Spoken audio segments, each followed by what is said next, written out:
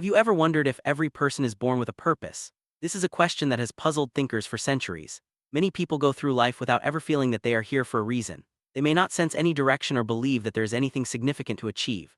In today's fast-paced world, it's easy to become weary and adopt the attitude that the best way to get by is to simply drift through life with as few complications as possible. But even if we only believe in evolution, it's clear that we are here to grow. Growth, both personal and collective, is a fundamental purpose of life. While it's tempting to think of ourselves as individuals moving through life alone, we all share a collective purpose: to contribute to the evolution of life itself. Each of us has the opportunity to gain understanding and insight over the years. However, one of the most common challenges is our reluctance to embrace thoughtful reflection. If we don't take time to think as we move through life, it can feel meaningless. Growth happens through emotional commitment and intellectual engagement.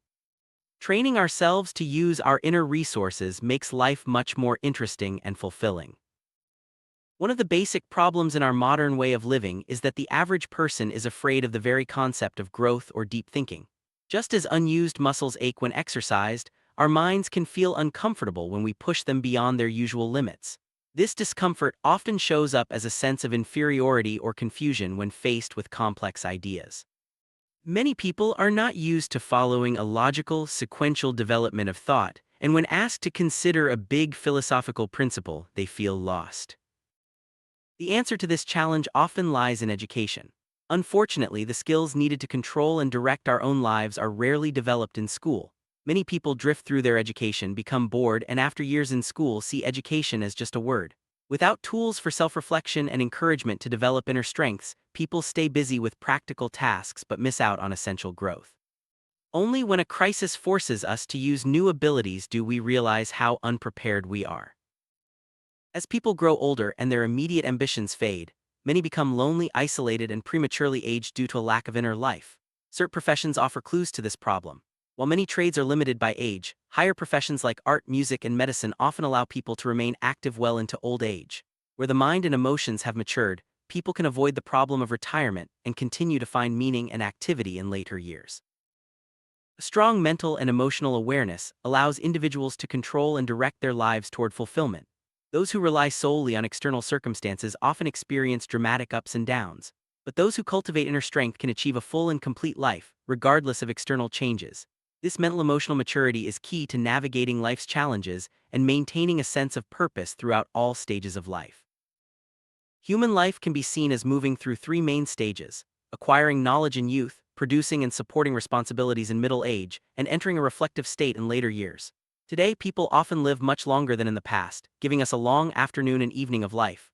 This extended time presents both opportunities and challenges, especially in how we use our free time and shift from physical to mental activity. As we age, physical limitations increase but mental opportunities expand.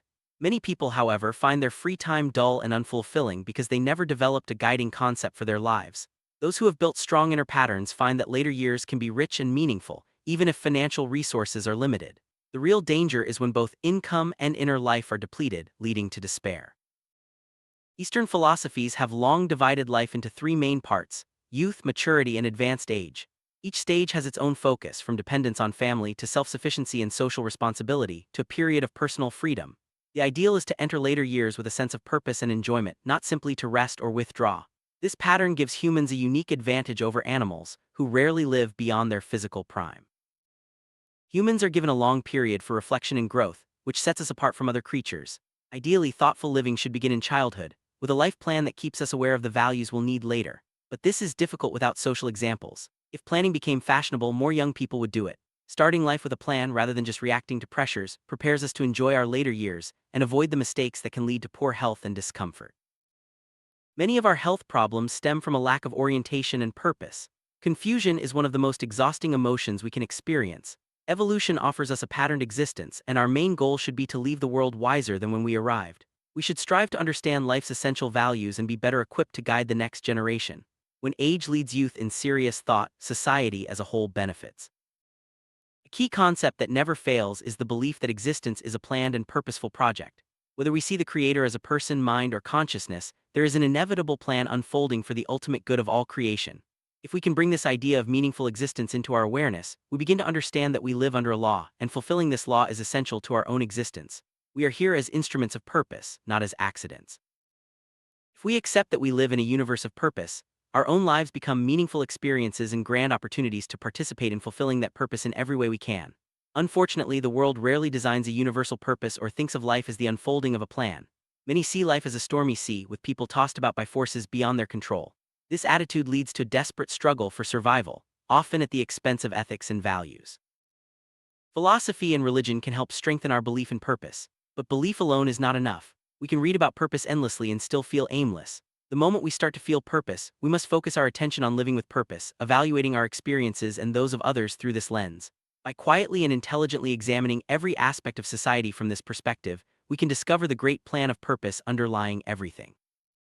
When we observe and reflect, we realize that every part of life is evidence that we live in a lawful world, a world of order and facts. Progress is not just a phrase but a reality. If we truly accept purposeful progress, we move through life calmly, wisely, and kindly. If we don't live well, it means we haven't given this idea the attention it deserves. True understanding comes when we see purpose everywhere and in everything. There will always be skeptics who insist that the concept of purpose is just self-hypnosis. But the number of skeptics is shrinking, as the alternatives to purpose have led to unprecedented crime and moral crises. Removing purpose from life has created chaos that even great scientists struggle to accept. Experience teaches us that what we cannot deny, we must accept. Through observation and reason, we gradually move into a universe of essential value and goodness. Faith is essential because it carries us through times when our own immaturity prevents us from having rational certainty. But faith cannot be blind, it must begin where experience ends. By observing and thinking, we bring facts to a certain point. Beyond that, we have every reason to believe that the universe, lawful in all we can see, is also lawful in what we cannot see. Faith is our general expectation of good, projected into the unknown. Faith means believing that if we keep the law will keep us. This is proven in many ways, but on an ethical and moral level, it must be demonstrated through action. Faith gives us the courage to believe that the universe of science is just an extension of the universe of reality. The precision we see in science is only a shadow of greater precision active everywhere. A good life is one that aligns with these laws and principles. This is the root of personal growth for all of us. If we fail to act in accordance with the divine plan, doubts become strong and separate us from eternal certainties. Losing sight of life's order leads to confusion and loss of orientation. All knowledge should gradually lead us to the realization that we live in a good world, a world of reality, and that we are capable of adapting to it. This adaptation is not just to material life, but to the eternal demands of nature. Nature has equipped us with countless potentials, and it tries to bring them out so we can gain control over our abilities and powers. If we use these powers wisely, we move through creation toward identity with the Creator. The process begins by taking a strong personal stance to live by principles, believing this is the only practical way to live. As these certainties grow within us, we become less likely to break laws and more likely to uphold them. Within ourselves, we have everything needed to live harmoniously and patiently with others. We can overcome unreasonable stress and sadness and maintain our health. Humans are capable of self-direction and moving toward a world that is safe, peaceful, and integrated. Such progress depends on moving our ideals from our minds and hearts into our daily lives. This is the foundation of true personal growth. Every human being is a unique equation, different from all others. Each person has a certain allocation of strengths and weaknesses at birth, whether due to heredity or other factors. No two people are identical. Our unique qualities point to a general path we could or should follow. Every limitation is a challenge, every strength is an opportunity. We are responsible for our weaknesses, and our strengths are privileges for service and progress. From the beginning, each person has a fate that is slightly different from anyone else's. This immediate fate is shaped not just by our virtues but by our abilities and levels of achievement. It's natural to assume that our inherent values and patterns suggest a general course to follow. Our limitations are challenges and our strengths are opportunities. The key is to work with what we have and make the most of our unique formula. It's not just about the abilities we possess, but the determination with which we use them. Some people have many potentials but little continuity of purpose, while others with fewer talents but greater determination achieve much. The difference lies in how intensely we work with our capacities. Too often we focus only on abilities that promise economic advancement, neglecting other aspects of our nature. This leads to an unbalanced life and missed opportunities for integration. From the start, there should be a balanced program of growth. Is it possible to be both economically secure and develop our whole personality? It is possible, but it requires more effort. However, this greater effort brings greater rewards. Today especially, the possibility of balanced personal growth is more available than ever, particularly for women. With shorter work hours and more leisure, people have the chance to develop their resources in a more integrated way. Today, people have more free time than ever before but often don't value it. In the past, leisure was rare and precious. Now, many hours are wasted on trivial activities. Leisure should be used to build something, get to know people better, and find opportunities for usefulness. Purposeful leisure calls forth thoughtfulness, generosity, consideration, selflessness, and tolerance. These activities help us become more integrated and fulfilled. Growth is largely a social integration. Modern people can make social experiences out of growth, using free time to build relationships and understanding. Leisure is an opportunity to understand others and through that to learn more about ourselves. It's more important to learn how others think and feel than to spend all our free time on entertainment. Through real social engagement, we develop a psychology based on reality, not fantasy. Trying to be thoughtful can sometimes create crises with others who are not as reflective. This is a test of our ingenuity and true thoughtfulness. The goal is not to become a snob who looks down on others, but to understand that everyone's trivialities are as important to them as our serious thoughts are to us. Most people want to be serious but fear social stigma. Underneath, there is a constant hunger for meaning. Many people secretly want to think deeply and be idealists, but fear that it will lead to social or economic failure. This is an unfortunate situation in a world that calls itself civilized. We honor great people in society but often avoid following their example. True progress depends on increased constructive thoughtfulness and the enrichment of our lives and abilities. Everyone has the right to realize their full potential. Most healthy people have creative instincts but often hide or ignore them, thinking they are unlikely to be fulfilled. For example, someone may always want to play an instrument but never take the first step, fearing embarrassment or failure. Yet, even modest engagement with our creative abilities can bring joy to ourselves and those around us. The loss of potential is a loss to the person and to the world. The best person you can be is the most complete version of yourself. Each of us is created with the potential to transform our unique pattern into a living destiny. We are capable of making a unique contribution, even if it doesn't change the world. Few people ever reach the full perfection of their own archetype, but striving for it can advance civilization far beyond what we imagine. From an Eastern perspective, life's purpose includes increasing our virtues and correcting our mistakes. Much of what holds us back is the result of past errors. The law of karma teaches that mistakes must be corrected for full integration. Our faults frustrate the complete expression of good within us. Correcting our mistakes may not be glamorous, but it is deeply satisfying and opens new possibilities for growth. Society may not applaud us for correcting our own mistakes, but the reward is real. When we overcome a fault, we gain access to everything that fault once blocked. Our achievements become the basis for a new sense of value, both for ourselves and others. The purpose of correcting our mistakes can itself become a noble career, bringing satisfaction and inner peace. Nature expects us to strive for our goals and punishes us if we do not. Many things we desire are denied to us because we have not earned them. The Eastern philosophy of just merit is honest and necessary, especially in a world where people often avoid personal responsibility. Recognizing patterns in our lives, especially those that cause repeated problems, is the first step toward change. Some people struggle with responsibility, changing jobs frequently or avoiding challenges. This often leads to a loss of self-respect and missed opportunities for growth. It's important to recognize that doing things that may not bring immediate pleasure can build inner self-respect, which is vital for long-term fulfillment. Developing self-control is essential for personal growth and happiness. Many people lose valuable things in life because of unaddressed weaknesses like jealousy.